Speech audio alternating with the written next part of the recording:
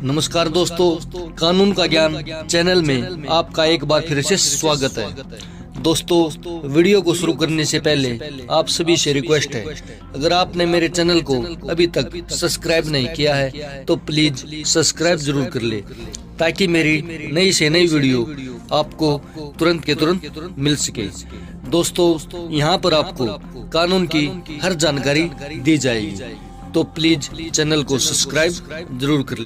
दूसरे के नाम प्रॉपर्टी ट्रांसफर करने के कितने तरीके हैं और कैसे ट्रांसफर करते हैं, तो दोस्तों आज हम इस वीडियो में जानेंगे कि किसी के नाम जमीन प्रॉपर्टी कैसे ट्रांसफर की जाती है और इसके कितने तरीके होते हैं। तो बने रहिए वीडियो के एंड तक।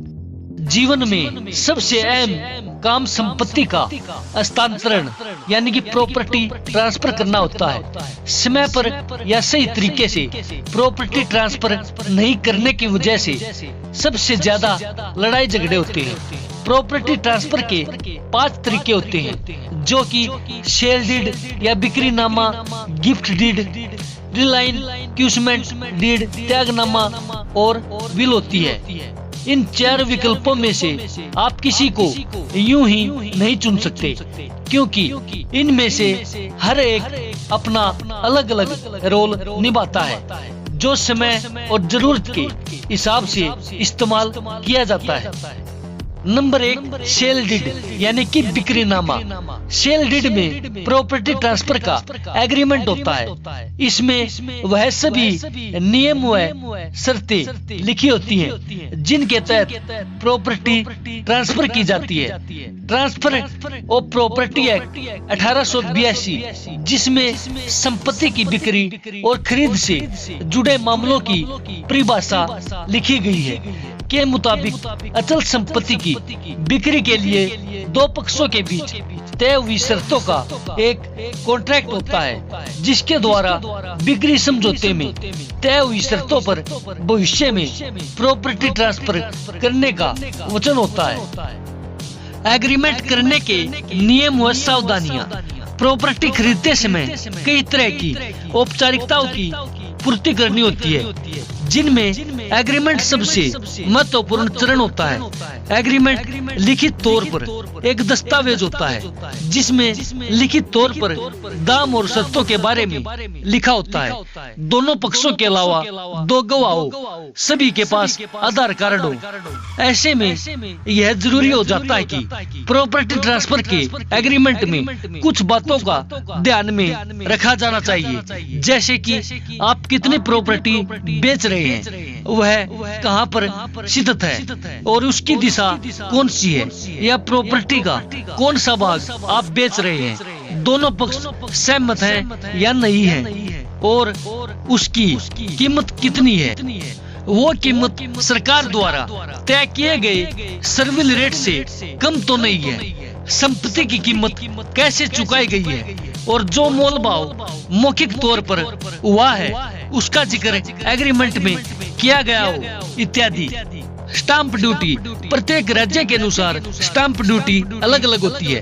कुछ मामलों में यहाँ जहाँ जमीन की कीमतों के आधार पर लगाई जाती है, अगर वो संपत्ति बनी हुई है तो उसकी बनाई गई कीमत भी लिखी जाती है और उसके अनुसार स्टाम्प ड्यूटी भी दी जाती है। जैसे दिल्ली में महिला के लिए 4% संपूर्ण प्रॉपर्टी की कीमत का प्रतिशत जमा 1% और ये 4% की कीमत का प्रतिशत, और पुरुष के लिए 6% संपूर्ण प्रॉपर्टी की कीमत का प्रतिशत प्लस 1% ये 4% की कीमत का प्रतिशत है। लाभ और हानि। इसका सबसे बड़ा लाभ ये है कि आप अपनी संपत्ति को सरकार को ट्रांसफर टैक्स चुका के बेचते हो। प्रॉपर्टी बेचने के पैसे आप कानूनी रूप से इस्तेमाल कर सकते हैं। हानि ये है कि आपको इसको खरीदने के लिए ट्रांसफर फीस देनी होती है, जो कि बहुत ज्यादा होती है। दिल्ली में तो 4 से 6% का है। इसके अलावा अगर आपकी प्रॉपर्टी की कीमत खरीदने के समय से बेचने के समय के बीच सरकार के तय किए गए स्लोप से ज्यादा होती है तो आपको उस संपत्ति से बेचने के प्रॉफिट में से 10 से 30% तक का टैक्स सरकार को देना पड़ता है। नंबर 2, दान या गिफ्ट डीड। भारतीय संपत्ति हस्तांतरण अधिनियम की धारा 122 के अंतर्गत दान या गिफ्ट डीड की परिभाषा दी गई है। कोई भी व्यक्ति अपनी वर्तमान चल या अचल संपत्ति को अपनी इच्छा द्वारा किसी दूसरे व्यक्ति को देता है तो वो गिफ्ट या दान कहलाता है। ऐसा सिर्फ वो व्यक्ति दूसरे के प्रति प्यार, आदर या दया से प्रेरित होकर करता है। गिफ्ट करने वाला व्यक्ति इसके बदले में सामने वाले व्यक्ति से कुछ नहीं ले सकता, वरना गिफ्ट का अर्थ समाप्त हो जाता है। गिफ्ट डीड करने के नियम व सावधानियां। एग्रीमेंट में साफ तौर पर यह लिखा जाता है कि गिफ्ट करता अपनी मर्जी से दूसरे को अपनी चल और अचल संपत्ति गिफ्ट कर रहा है, जो कि बिना किसी प्रतिफल के है। प्रतिफल मतलब गिफ्ट करता ने बदले में गिफ्ट करने वाले से कुछ भी नहीं लिया है। गिफ्ट डीड भी सेल डीड की तरह लिखित और रजिस्टर्ड होती है। इसमें भी 2 गवाह होते हैं। प्रॉपर्टी का ब्यौरा साफ तौर पर दिया गया होता है। Stamp duty. जितनी स्टाम्प ड्यूटी आप अपने बिक्री नामे या सेल डीड में देते हैं, उतनी स्टाम्प ड्यूटी आपको इसमें देनी होती है। लाभ और हानि, इसका फायदा क्या है और इसकी हानि क्या है। इसमें फायदा ये है कि संपत्ति गिफ्ट लेने वाले को गिफ्ट करने वाले को कुछ नहीं देना होता, और ऐसे में आप इनकम टैक्स डिपार्टमेंट को जवाब देने से बच जाते हैं, वरना सेल डीड के बाद इनकम टैक्स डिपार्टमेंट नोटिस देकर सवाल जवाब करता है। इसमें नुकसान ये है कि गिफ्ट करने वाला चाहे तो अपने जीते जी आपसे कोर्ट में केस करके अपनी संपत्ति वापस ले सकता है। नंबर 3, रिलायंस डीड या त्यागनामा। अचल और चल संपत्ति का मालिक अपनी इच्छा से अपनी संपत्ति के हिस्से का त्याग करके उसे दूसरे हिस्सेदार को दे सकता है। जैसे किसी संपत्ति में कई भाई मालिक हैं और वो उन सभी के नाम हैं, तो ऐसे में कोई भी भाई अपना हिस्सा किसी एक विशेष भाई या फिर सभी भाइयों को बराबर दे सकता है। रिलायंस डीड या त्यागनामा करने के नियम व सावधानियां। यह डीड भी लिखित और रजिस्टर्ड होनी चाहिए और बिना किसी प्रतिफल के होनी चाहिए। हिंदू प्रॉपर्टी एक्ट के अनुसार आप अपने किसी निजी रिश्तेदार या ब्लड रिलेशन में ही अपना हक छोड़ सकते हैं। वो व्यक्ति उस संपत्ति में हिस्सेदार होना चाहिए। इसमें आपको अपना पूरा हिस्सा ही छोड़ना होता है। आप अपने हिस्से के आधे या किसी एक भाग को नहीं छोड़ सकते। Stamp duty. इसमें आपको अपने राज्य के अनुसार नाममात्र की फीस देनी होती है। जैसे कि दिल्ली में 4000 के करीब फीस जाती है और राज्य में कम या ज्यादा हो सकती है। लाभ और हानि। इस डीड में लाभ ये है कि आप नाममात्र की फीस पे करके अपने नाम संपत्ति करवा सकते हैं। आपकी सरकार को प्रॉपर्टी ट्रांसफर पर देने वाली स्टाम्प ड्यूटी बच जाती है। और हानि ये है कि प्रॉपर्टी ट्रांसफर करने वाला चाहे तो कोर्ट में केस करके इस डीड को कैंसिल करवाकर अपनी संपत्ति वापस ले सकता है और अपनी संपत्ति का कुछ हिस्सा नहीं दे सकता। आपको अपना पूरा हिस्सा ही देना होता है।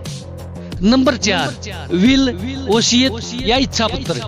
यह एक कानूनी दस्तावेज होता है जिसमें किसी व्यक्ति या व्यक्तियों का नाम लिखा होता है, जो एक व्यक्ति की मृत्यु के बाद उसकी प्रॉपर्टी और व्यवसाय को प्राप्त करेगा। जब कोई भी व्यक्ति अपनी इच्छा से अपनी चल या अचल संपत्ति का अधिकार किसी दूसरे व्यक्ति को सौंपता है, उसे विल कहते हैं। इसमें विल करने वाला व्यक्ति अनुदानकर्ता कहलाता है। जिसे विल के द्वारा संपत्ति दी जाती है उसे लाभ गरीब कहते हैं तथा विल करने वाला व्यक्ति यानी अनुदान करता अगर अपनी संपत्ति के लिए कोई संरक्षण करता नियुक्त करता है तो वह निष्पादक करता कहलाता है। वसीयत दो प्रकार की होती है, विशेष अधिकार इच्छा पत्र, विशेष अधिकार रहित इच्छा पत्र।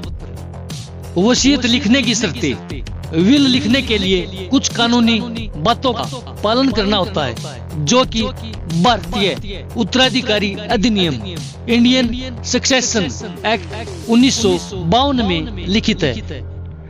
नंबर 1, विल करने वाला व्यक्ति 18+ वर्ष की आयु का होना चाहिए। नंबर 2, विल लिखित में होनी चाहिए। इसकी 2 कॉपियों, एक रजिस्ट्रार के पास रहती है और दूसरी आपको मिलती है। नंबर 3, विल में लिखी संपत्ति आपको किसी से मिली हो या आपने खरीदी हो होनी चाहिए। नंबर 4, विल के ऊपर विल करने वाले व 2 साक्षियों के हस्ताक्षर होने चाहिए। स्टाम्प ड्यूटी, इसमें भी नाम मात्र की फीस लगती है जो कि दिल्ली में 3000 के करीब है, बाकी और राज्यों में तो और भी कम होगी। लाभ और हानि, इसका सबसे बड़ा लाभ यह है कि आपके बाद आपकी संपत्ति सही हाथों में चली जाती है, बाद में कोई झगड़ा नहीं होता। इसे करने में कोई हानि नहीं है, ये सभी को करना चाहिए। नोट, कभी भी प्रॉपर्टी ट्रांसफर का काम नोटरी से नहीं कराए, ये कच्चा काम होता है। इसके लिए रजिस्ट्रार ऑफिस में स्टाम्प ड्यूटी पे करके ही काम करवाएं। तो दोस्तों, ये था प्रॉपर्टी ट्रांसफर का नियम कि प्रॉपर्टी ट्रांसफर कैसे होती है और क्या क्या तरीकों से हो सकती है। तो दोस्तों, वीडियो कैसी लगी? अच्छी लगे तो लाइक करो और कमेंट करके जरूर बताना कि वीडियो कैसी है। और ऐसी ही और वीडियो पाने के लिए चैनल को सब्सक्राइब करना ना भूले। धन्यवाद।